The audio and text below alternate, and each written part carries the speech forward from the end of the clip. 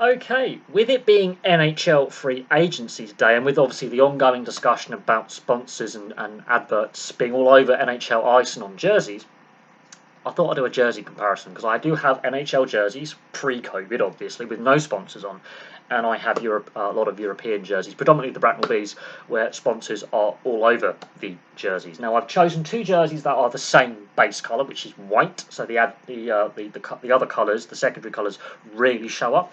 It also shows up the cluttering of a European jersey versus a North American jersey. Now, obviously, not every team in the NHL has a sponsor on them. However, it's very, very likely that at some point every NHL team will have that sponsor on the jersey. Now, they already have sponsors on the helmets. It's a matter of time before a sponsor appears on a jersey. It just is. How many sponsors and company logos they end up with on the jersey, time will tell. I don't think they reach the level of the European leagues with sponsors plastering over the jerseys because there's too much money in the NHL for that. However, with those lost revenue years because of COVID and the empty arenas and bubble playoffs that we saw and shortened 2021 season, I think we may see at some point possibly more companies using the jersey as their sponsoring platform over the digital ads, but we'll see. So we'll start with my late 90s, early 2000s Washington Capitals. I think this jersey's aged very, very well. The quality of this jersey is fantastic. The stitching, the logos, primary and secondary, and it's a Jaromir Jagr. It's my favourite jersey. I'm not a Washington Capitals fan, but I'm a Jagr fan. So if you look at the front, the logo stands out. There's no clutter on it. The colours are fantastic. The only item on this jersey that, if you really are keen-eyed, is the CCM logo on the left sleeve. Other than that, sponsor-free. It is fantastic. It also has the NHL logo at the time on the bottom right. And there you go, look at that. The name stands out, the number stands out, the number on the side stands out on the sleeve. Not every fan of the NHL is a fan of the numbers on the sleeves, but I think it works with this jersey. And of course, you've got the lovely secondary, and of course, the Screaming Eagle, which I think is the best logo in all professional sport. Globally, you can't beat that Screaming Eagle. It screams America. It screams, the culture of the USA. But it's a fantastic jersey, but look how clean it is. There's no clutter. Now, obviously, you might see a little company logo here or here, maybe on the sleeve. Nothing major. Basically, the size of that CCM logo on the sleeve. That's how big the company logos are on current NHL jerseys that you may see in store or on the ice. Fans aren't happy with sponsors being on NHL jerseys. Now let's have a look at a European jersey. Now this Bracknell Bees jersey is from the late 2010s. It's a few years old now. It's about 4 or 5 years old now. However, here in Europe, we have been bombarded with adverts both on the ice and on the jerseys for 30 odd years. Ice hockey in Europe, or hockey in Europe, has a lot less money in it. The salaries are less, the teams earn less revenue. Very popular sport that it is across Europe. It's the second most popular team sport for fans and attendance and professional leagues in Europe after association football. Let that sink in. Although on the continent, basketball is quite popular as well. But look how cluttered a European jersey is. It is ridiculous the amount of sponsors, including the title sponsor and secondary sponsors on the jersey. Now this one doesn't have a name or number on the back, so it's not a true 100% comparison. But there's the team logo.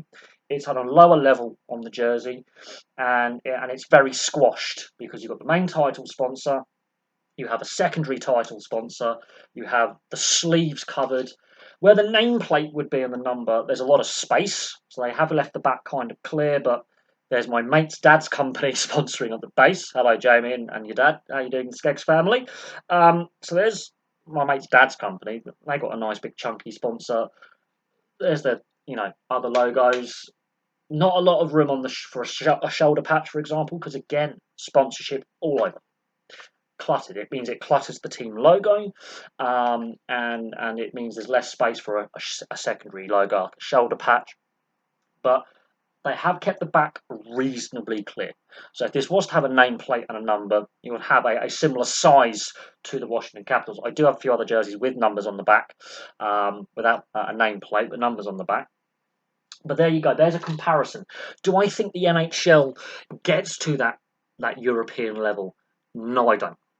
Do I think we will eventually see maybe a second or third company logo on an NHL jersey? of the size of the CCM logo on the sleeve? Possibly. However, with the rise of the digital ads, which everyone hates, by the way, and more ads appearing on the ice surface, plus the sponsorships that all the NHL teams do have with their commercial partnerships, I don't think we've reached that level of the European jersey where it is just bombardment. Now, I think my local team have got their jersey design a bit mixed with this one, but it's the same colour as the Washington Capitals white jersey, so therefore we can have a really decent comparison. I do have a lot of other Bracknell Bees jerseys as well before they moved to become just the Bees Ice Hockey Club up the road in Slough. They moved because of arena issues, still owned by the same people. Some of the later jerseys, I think they have got the sponsorship right, but I thought this would be a really good comparison to showing how cluttered a European jersey is compared to a NHL jersey. Now, as I say, will we get to the same level of sponsors all over the place? Probably not. The NHL has shown record profits this season. They've made the most money the league has ever made. And in part, that is to do with the TV advertising, the online advertising, and the digital ads on the boards, which everyone hates, by the way, and more ads being on the ice surface, and also the rise of sports betting, which is a double-edged sword. A lot of people don't like that. I'm one of those people who doesn't like that. I've never liked the amount of bombardment from the gambling firms with their advertising. But not everyone's against it, and you've got to try and make revenue streams. Now, if I had some later jerseys than this one, I do think this is not the best jersey design that my local team has come up with. I think the placement of some of the ads isn't quite right, doesn't quite work with the team colours. I do have the home jersey as well, which is black with gold striping, which is very, very interesting. Again, same sponsors in the same positions. I think that one works a little bit better, but as I say, the logo is very squashed, all over the sleeves, all over the front.